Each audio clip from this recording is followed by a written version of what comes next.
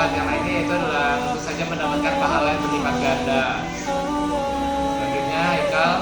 Selanjutnya yaitu menyempurnakan ibadah puasa, sedangkan dapat membantu mereka yang membutuhkan dan menjadikan ibadah puasa lebih berguna.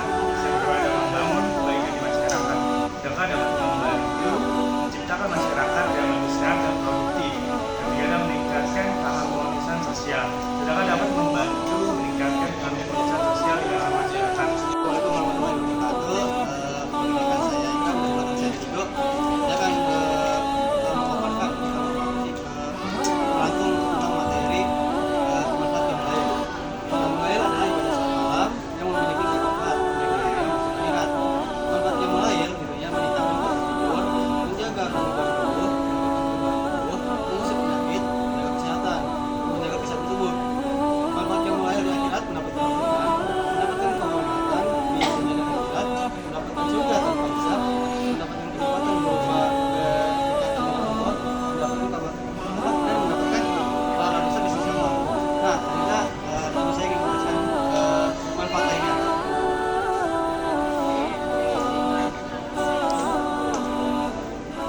Manfaat yang lainnya pertama mencegah perbuatan dosa, menghapus dosa-dosa, menjaga diri dari perbuatan keji, menjaga diri dari perbuatan maksiat, terhindar dari perbuatan maksiat di masa yang akan datang. Yang mulai dapat dikerjakan setelah sholat isya hingga terbit fajar atau waktu subuh, waktu yang paling utama yakni di sepertiga terakhir malam. Sekian, terima kasih.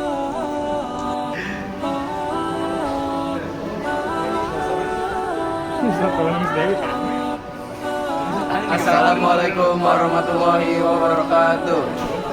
Saya Muhammad Rafi Agassi. Saya Ardan Artama. Kami ingin menjelaskan mengenai materi pemulasaran jenazah. Mengurus jenazah, kematian adalah suatu kepastian yang tidak dapat dihindari. Namun, meskipun kematian merupakan hakikat yang pasti, banyak di antara kita yang merasa berat menerimanya. Padahal sebagai ketetapan Allah Subhanahu wa taala, kematian bisa datang kapan saja tanpa mengenal usia ataupun kondisi kesehatan. Apa sih? Oleh karena itu, kita harus senantiasa istiqomah dan bertaubat kepada Allah Subhanahu wa taala. Apabila kita menghadapi saudara atau kerabat yang sedang dalam kondisi sakaratul maut atau nazab, menurut Al-Fiqih Al-Manhaji ada beberapa hal yang perlu diperhatikan. Yang pertama, memposisikan orang yang sedang nazab. Yang kedua, mementalkin dengan kalimat syahadat. Yang ketiga, membaca surat Yasin. Yang keempat, menghindari urusan duniawi, yaitu setelah seorang meninggal, terdapat 4 kewajiban yang harus dilakukan terhadap jenazah. Yang pertama, memandikan. Yang kedua, mengkafaninya. Yang ketiga, mensolatkan. Oke, selanjutnya ada tata cara salat jenazah, akan dijelaskan Ardan. Ayo. Tata cara sholat jenazah yang pertama, takbir pertama membaca Al-Fatihah, takbir kedua membaca salawat, takbir ketiga membaca doa untuk jenazah, takbir keempat membaca doa singkat lalu salam. Lalu yang selanjutnya menguburkan. Yang pertama, jenazah dibawa ke pemakaman dengan posisi yang masih hidup, berada di depan, sementara jenazah di belakang. Saat dimasukkan ke liang lahat, jenazah diletakkan dengan pipi kanan dan kaki kanan menghadap kiblat serta didekatkan ke tanah. Ikatan kain kafan dibuka agar jenazah lebih luasa dalam liang lahat. Demikianlah tata cara perilaku tahapan jenazah sesuai dengan syariat Islam. Ia dapat berpulang dengan tenang dan mendapat rahmat di sisi Allah. Sekian, terima kasih. Assalamualaikum warahmatullahi wabarakatuh. Hadirin yang dirahmati Allah, pada kesempatan kali ini mari kita renungkan tentang kenakalan remaja. Sebuah fenomena yang semakin marak di zaman ini. Remaja adalah aset berharga bagi agama, bangsa, dan negara. Namun di masa-masa pencarian jati diri, tidak sedikit yang terjerumus dalam kenakalan seperti pergaulan bebas, narkoba, tawuran, dan bentuk maksiat yang lain. Lalu apa sih penyebab kenakalan remaja? Kenapa mereka jadi nakal? Nah, kenakalan remaja itu bisa disebabkan oleh beberapa faktor. Yang pertama itu adalah kurangnya pemahaman agama. Jika seseorang tidak memiliki pegangan agama, maka mudah baginya untuk melakukan hal-hal yang dilarang bagi Allah. Lalu yang kedua, ada pengaruh lingkungan yang buruk. Lingkungan yang buruk dapat menyeret remaja-remaja yang masih labil ke dalam kemaksiatan. Lalu yang tiga, ada kurangnya perhatian dari orang tua. Kurangnya perhatian orang tua itu bisa mempengaruhi kenakalan remaja. Peran orang tua sangatlah penting dalam membimbing anak-anak agar tetap berada di jalan yang lurus. Akibat kan? Ya. Nah, selanjutnya ada akibat dari kenakalan remaja. Yang pertama, itu bisa mengakibatkan menjauh dari Allah. Hati kita menjadi terasa keras, sulit menerima kebenaran, dan cenderung terus dalam kemaksiatan. Lalu yang kedua, itu merusak masa depan. Seperti tawuran, narkoba, pergaulan bebas, seringkali berujung pada penyesalan di kemudian hari. Lalu yang ketiga, menimbulkan kerugian sosial. Nah, kenakalan remaja bisa menyebabkan kejahatan meningkat, keluarga berantakan, dan masyarakat menjadi tidak harmonis. Nah, selanjutnya saya akan membahas mengenai solusi untuk mengatasi kenakalan remaja. Yang pertama, menanamkan nilai agama sejak dini. Orang tua dan guru harus mengajarkan tauhid, akhlak, dan ibadah kepada anak-anak mereka. Lalu yang kedua, memilih teman yang baik. Berteman dengan orang yang soleh tentunya akan membawa kita kepada kebaikan.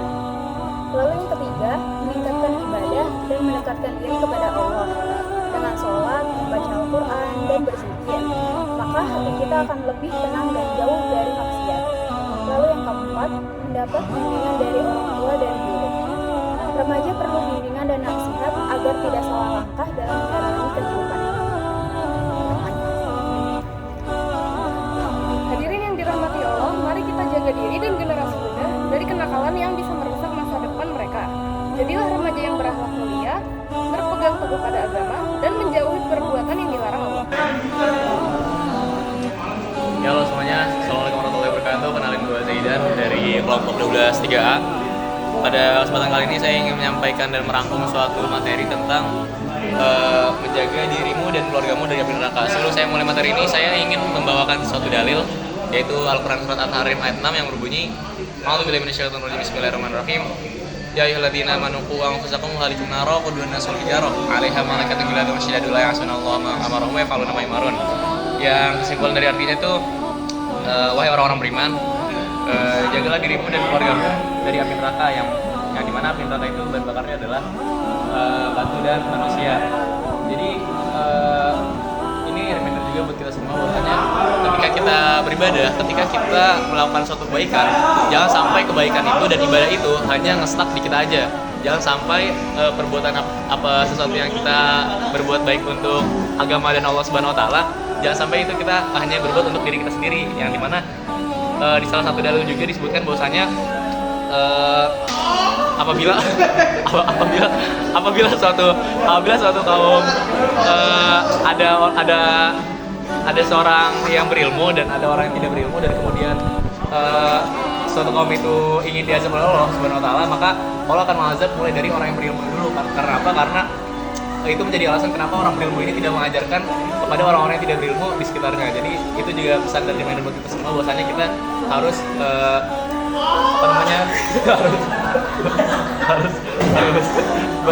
harus mengajak lingkungan sekitar kita untuk berbuat baik. Sekian dari gue, assalamualaikum warahmatullahi wabarakatuh. Assalamualaikum warahmatullahi wabarakatuh.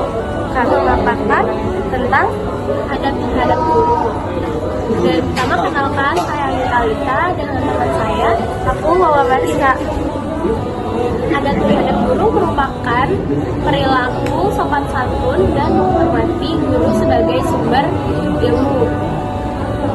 Contoh-contoh dari adab guru itu, pertama, kita harus mendoakan kebaikan guru sebagai balas budi dari ilmu yang telah dia berikan. Yang kedua, kita harus mendengarkan ketika guru sedang menjelaskan materi, dengan tidak berisik atau ngobrol sendiri gitu. Selanjutnya yang ketiga yaitu ketika kita bertemu guru di jalan ataupun di luar sekolah, kita harus saling sapa terhadap guru. Jadi kita harus menyapanya, harus memberi senyuman dan memberi salam terhadapnya. Yang keempat yaitu ketika kita bertanya terhadap guru atau kayak guru menjelaskan sesuatu tapi kita tidak paham, kita harus bertanya dengan nada yang lembut dan berbicara dengan sopan. Yang kelima yaitu ketika guru memerintah kita atau mengasih tugas terhadap kita, kita harus segera mengerjakannya dan harus segera mengumpulkannya di saat dan di waktu yang telah ditentukan juga. Assalamualaikum warahmatullahi wabarakatuh. Perkenalkan, nama aku Siti Fania Sayuna. Dan aku Salwa Zakira. Nah, pada pembahasan kali ini kami akan membahas mengenai toleransi antar agama. Jadi toleransi beragama adalah sikap saling menghargai, menerima, dan menghormati perbedaan yang ada di antara umat beragama. Toleransi beragama juga berarti tidak memaksakan kehendak antar umat beragama. Islam mengajarkan agar umat muslim berbuat baik kepada kaum kufar selama hal itu tidak menentang perintah dan syariat Islam. Sebagaimana dijelaskan dalam Quran surat Al-Kafirun ayat 6 yang berbunyi, "Lakum dinukum waliyadin." Untukmu agamamu dan untukku agamaku. Dalam firman Allah Subhanahu wa taala, umat Islam memberikan kesempatan dan kedamaian agama lain dalam menjalankan kepercayaan dan ibadahnya. Nah, kemudian juga agar terciptanya harmonisasi yang baik antar toleransi yang harus dilakukan oleh kita adalah diantaranya saling menghargai, saling menolong, menghormati orang lain ketika melakukan ibadahnya masing-masing, kemudian juga menghormati acara agama umat lain, kemudian juga tidak mengganggu atau membuat kegaduhan kayak seperti berisik atau ngobrol segala macam, dan juga bisa menerima pendapat dari orang lain dan menjaga sopan santun dan juga etika. Kemudian juga berteman dengan semua penganut agama yang lainnya, jangan membeda-bedakan orang dengan agama lain. Karena pada dasarnya kita ini di negara Indonesia, di mana Indonesia ini memiliki suku serta beragam suku dan budaya serta agama yang berbeda. Maka dari itu kita harus menanamkan nilai-nilai toleransi antar umat beragama supaya terjalin hubungan yang baik antara sesama umat. Mungkin cukup sekian dari kami. Kurang lebihnya mohon maaf. Wassalamualaikum warahmatullahi wabarakatuh. Bismillahirrahmanirrahim. Assalamualaikum warahmatullahi wabarakatuh. Pertama-tama marilah kita panjatkan puja dan puji syukur kita atas kehadirat Allah yang Maha Esa. Karena berkat rahmat-Nya lah kita diberikan nikmat sehat, nikmat iman, nikmat Islam, nikmat ihsan. Selawat serta salam tak lupa kita curahkan pada baginda Nabi besar kita, Nabi besar Muhammad Sallallahu Alaihi Wasallam. Karena berkat Dialah kita dapat hidup dari zaman kegelapan hingga zaman yang terang menerang seperti saat ini. Kemudian saya akan menyampaikan tips-tips apa saja agar menjadi orang yang hebat. Di bulan yang suci ini, di bulan yang penuh berkah ini, kita diwajibkan untuk melaksanakan ibadah puasa sebagaimana yang telah diperintahkan dalam Al-Quran yang berbunyi, Ya ayyuhallazina amanu kutiba alaikumusyamu kama kutiba alal ladzina min qablikum la'allakum tattaqun, yang artinya diwajibkan atas kamu berpuasa sebagaimana yang diwajibkannya orang-orang sebelum kamu agar kamu bertakwa. Quran surat Al-Baqarah ayat 153. Maka dari itu, dengan kita menjalankan ibadah puasa, kita sudah termasuk orang-orang yang hebat. Jadi jangan sekali-sekali kita membatalkan dengan sengaja puasa kita sebelum waktu buka puasa tiba. Jadi syarat untuk menjadi manusia hebat